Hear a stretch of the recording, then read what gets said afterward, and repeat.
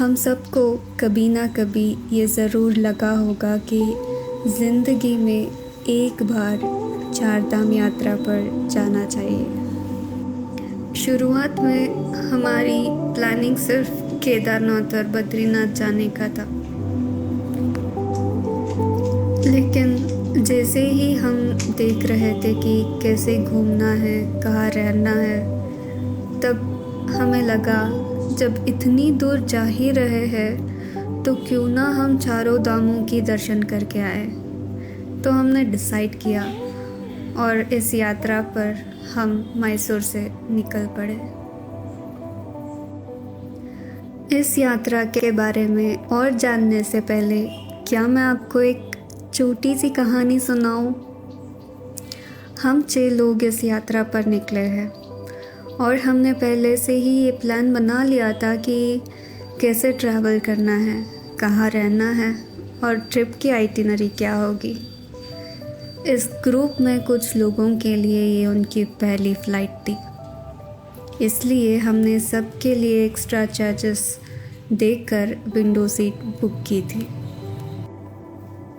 हमने मैसूर से बेंगलोर एयरपोर्ट तक फ्लाई बस, बेंगलोर से दिल्ली तक फ़्लाइट और दिल्ली से हरिद्वार तक ट्रेन, सारी टिकट्स पहले से ही बुक कर ली थी, इंक्लूडिंग रिटर्न टिकट्स। हमें मैसूर से दोपहर 1:30 बजे को निकलना था, क्योंकि हमारी दिल्ली की फ़्लाइट शाम 7:40 की थी। उसके हिसाब से हमने फ्लाई बस की टिकट्स पहले से बुक कर ली थी। उत्तराखंड में रहने के लिए हमने GMVN गेस्ट हाउसेस में अपना अकोमोडेशन भी रिज़र्व कर लिया था। हम सब इस यात्रा पर जाने के लिए बहुत ही ज़्यादा एक्साइटेड थे। जैसे जैसे यात्रा के दिन करीब आ रहा था, वैसे एक्साइटमेंट के साथ एक हल्की सी घबराहट भी थी कि सब कुछ सही से पैक किया है ना, ज़रूरी सामान रख लिया है ना। ये सब बार बार चेक करने लगे थे। अब सिर्फ 2 ही दिन बचे थे। आज वेब चेक इन भी करना था। जब हमने वेब चेक इन किया तब ये पता चला कि सिर्फ 2 ही विंडो सीट अलॉट हुए हैं। उस वक्त हमें बहुत डिसअपॉइंटमेंट हुआ, क्योंकि विंडो सीट के लिए हमने एक्स्ट्रा पेमेंट भी किया था। जब हमने कस्टमर केयर को कॉल किया तो उन्होंने मना कर दिया। उनका कहना ये था कि हम कोई एक्स्ट्रा चार्जेस पे ही नहीं किए। बहुत लंबा कॉन्वर्सेशन चला। बहुत आर्ग्यूमेंट के बाद हमें आखिर में ये मानना पड़ा कि अब कुछ नहीं हो सकता। जो जैसा है वैसा ही हमें ये जर्नी की शुरुआत करनी होगी। देखते देखते वो दिन भी आ गया। अगले दिन हमें यात्रा के लिए निकलना था। सब कुछ फाइनल चेक करके हम आराम से सो गए। लेकिन रात को 1:30 बजे कॉल आता है। हेलो सर, मैं फ्लाई बस का कंडक्टर बोल रहा हूँ। आप कहाँ हो? आपका इंतज़ार हो रहा है। कितनी देर लगेगी आपको यहाँ पहुँचने में? हम नींद में थे, थोड़ा कंफ्यूज भी हो गए, क्योंकि हमारी बस तो दोपहर 1:30 बजे को था। फिर हमने उनको बताया हमारी टिकट तो 1:30 बजे को बुक किया था आफ्टरनून में। आपको कोई गलतफहमी हो गई होगी, ज़रा चेक करिएगा। तो उन्होंने कहा नहीं सर, आपका टिकट 1:30 AM को बुक हुआ है। आप आएंगे या हम निकल जाएं? तो हमने कहा उनको कि आप निकल जाओ। उस वक्त रियलाइज़ हुआ कि हमने गलत स्लॉट बुक कर लिया था। उसके बाद हमने नए टिकट्स बुक किए आफ्टरनून 1:30 को। ये थी हमारी कन्फ्यूजन और डिसअपॉइंटमेंट से भरी खुद से सब कुछ बुक करने की कहानी।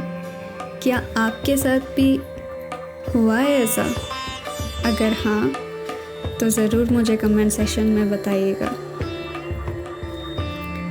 चलिए, अब हम जानते हैं चार धाम के बारे में। चार धाम यात्रा दो प्रकार के होते हैं। एक है बड़ा चार धाम और दूसरा छोटा चार धाम।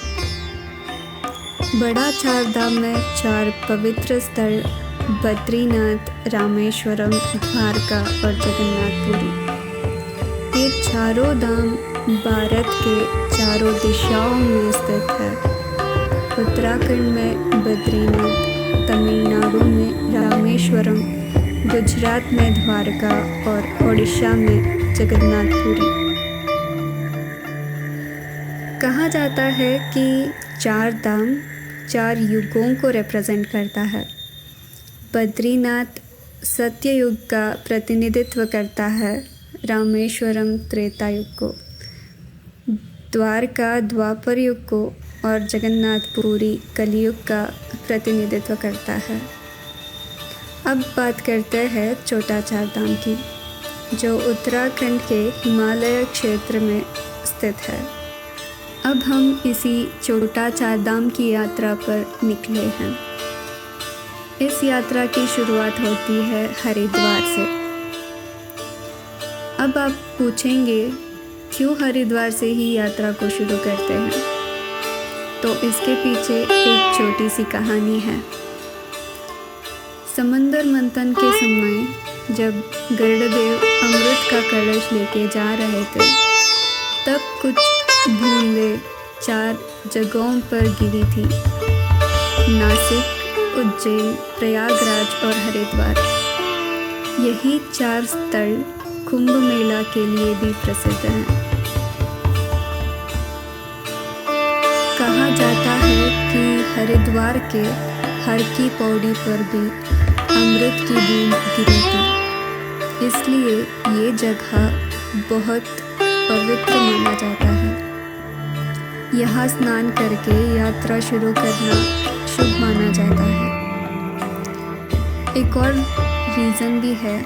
हरिद्वार से यमुनोत्री, गंगोत्री, केदारनाथ और बद्रीनाथ के लिए शेयर्ड कैब्स, पब्लिक बसेस और प्राइवेट टैक्सी आसानी से यहाँ से मिल जाती है। हरिद्वार पहुँचने के बाद हम सीधा गए बाइक रेंटल शॉप पर, जहाँ हमने पहले से ही ऑनलाइन बुकिंग करके रखी थी।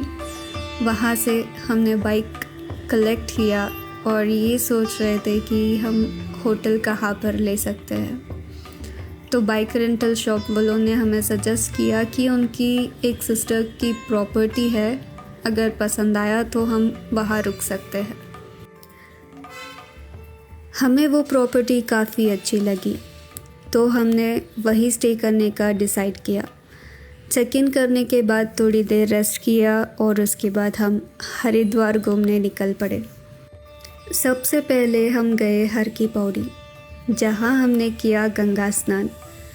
स्नान करने के बाद हमें बहुत ही अच्छा लगा और फ्रेश फील हुआ। उसके बाद याद आया कि सुबह से हमने कुछ नहीं खाया था, तो सीधा गए हम लंच करने हरिद्वार के फेमस छोटी वाला रेस्टोरेंट पर। लंच के बाद हम गए मनसा देवी और चंडी देवी मंदिर। वहाँ दर्शन करने के बाद हम शाम को वापस हर की पौड़ी आ गए गंगा आरती देखने के लिए। आरती का माहौल बहुत ही शांत और दिव्य था। उसके बाद हम वहीं थोड़ी देर बैठे रहे। अगर आप भी ये यात्रा करना चाहते हैं तो आपके पास क्या क्या ऑप्शन अवेलेबल होगी अब हम जानते हैं। आप अपने शहर से पहले हरिद्वार पहुंच जाइए। वहाँ से आपको पहला ऑप्शन ये होगा कि आप पब्लिक ट्रांसपोर्ट से ये यात्रा कर सकते हैं। हरिद्वार से हर सुबह 4 या 5 बजे को बसेस निकलती है, लेकिन आपको एक बात याद रखना होगा, यमुनोत्री और गंगोत्री के लिए डायरेक्ट बस नहीं मिलती है। पहले आपको हरिद्वार से बरकोट जाना होगा और वहाँ से शेयर्ड कैब या लोकल बसेस लेकर के आपको आगे की यात्रा तय करनी होती है। सेकेंड ऑप्शन आपके पास ये रहेगा कि आप एक प्राइवेट कैब बुक कर सकते हैं। ये थोड़ा आपके लिए कंफर्टेबल भी होगा लेकिन एक्सपेंसिव भी होगा। थर्ड ऑप्शन, आप एक ट्रैवल एजेंट के थ्रू चारधाम की पैकेज बुक कर सकते हैं जिसमें स्टे, फूड, ट्रैवल और गाइड भी इंक्लूडेड रहता है। अगर आप हमारी तरह बाइक राइड करना चाहते हैं तो आप एक बाइक रेंट पे लेके ये यात्रा भी कर सकते हैं। एक अलग ही एक्सपीरियंस होता है। तो आज का व्लॉग मैं यही ख़त्म करती हूँ। अगर आपको ये वीडियो अच्छा लगा हो तो लाइक, शेयर और सब्सक्राइब ज़रूर करें। मिलती हूँ आपसे नेक्स्ट व्लॉग में। Thank you.